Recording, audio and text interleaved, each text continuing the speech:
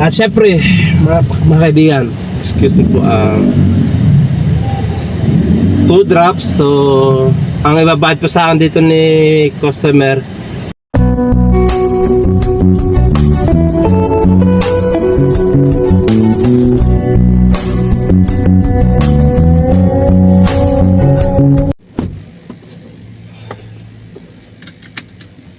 hello guys, good afternoon.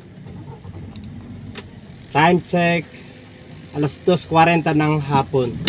Yan, bali nakapick up ako dito sa mas 45 ng booking.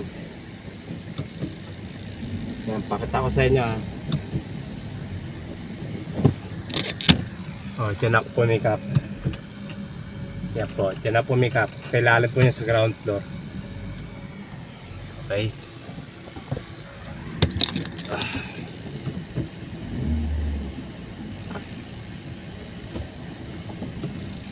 Bali booking, 2 drop. Deliver ko sa Quezon City Payatas, tapos may kukunin ako sa kanya, replacement. Dadaling ko ulit rito sa Mandaluyong. Bali, 2 drops, okay? Wala naman traffic kasi may bagyo. So walang pasok mga estudyante, pati mga government yata wala rin pasok. So kung sabi, walang traffic, maluwag ang kalsada. Okay, waste natin. Mahilig ako sana, mahilig kong gamitin yung Waze kaysa Google Maps kasi masanay ako dun eh. Flyover, North Quezon City. Masanay ako Pagkaraan ng gamitin. 100 metro. Manatili sa kaliwa hanggang EDSA, North Entry. Okay, mas sanay ako gamitin yung Waze kaysa Google Maps, kaya mas ginagamit ko yung Waze.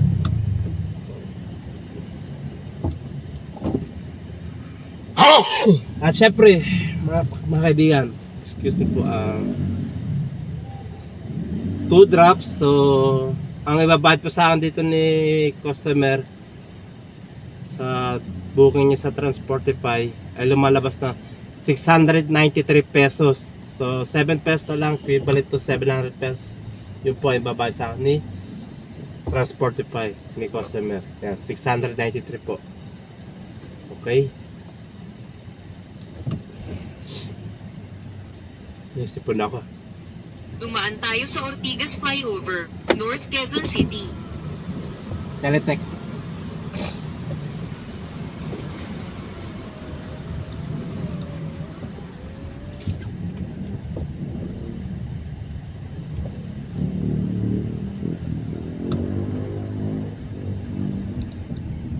Okay mga kaibigan, bali ang booking pick up dito sa Mandaluyong.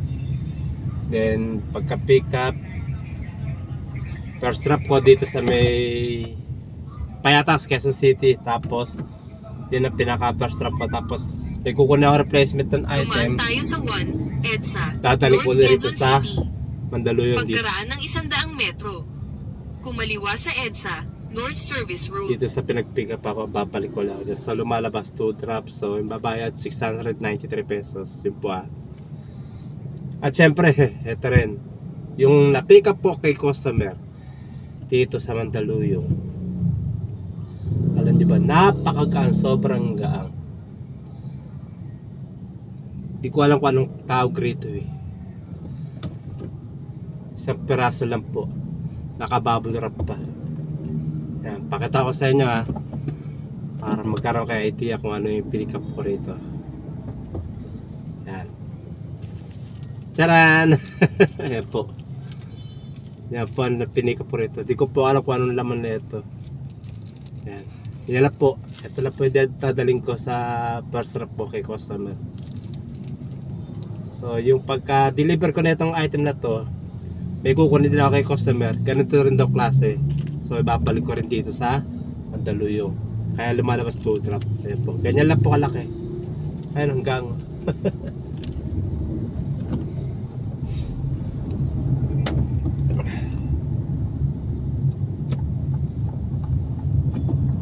bali meron tayong 42 minutes remaining tayo bago tayo makarating sa first drop natin kay customer. At ang layo mga kaibigan, 19 km. Kumaliwa sa EDSA, North Service Road.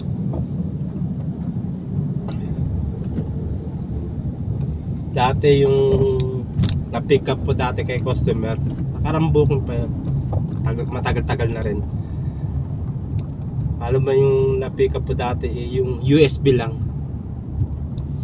Dineliver ko. Pagkaraan ng 3.2 kilometro. Banggaan, di ba? Isang piraso lang yun, Diretso USB lang ha. sa Santolan Flyover, North. Tapos ito ngayon, napagkaan. Render ako. Ayun, sagis ko.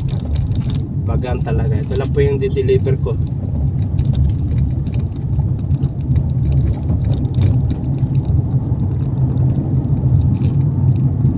Okay, mga kaibigan, inulit ko 2 drops.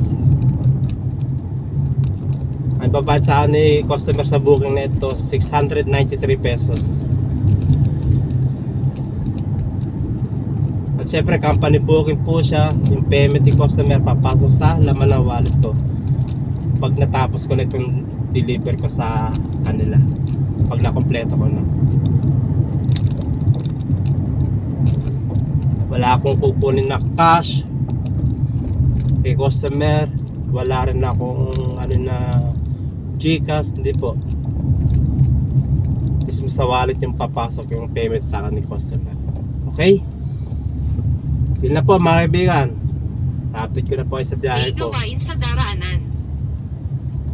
Sa totoo lang, nagtsatsaga ako bumiyahe dito sa Transportify kasi alam ko, nakikita ako dito eh.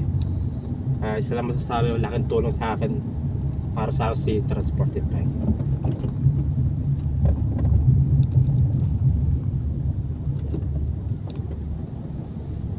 Mga kasama, ingat po tayo sa ating mga biyahe. God bless po sa inyo lahat.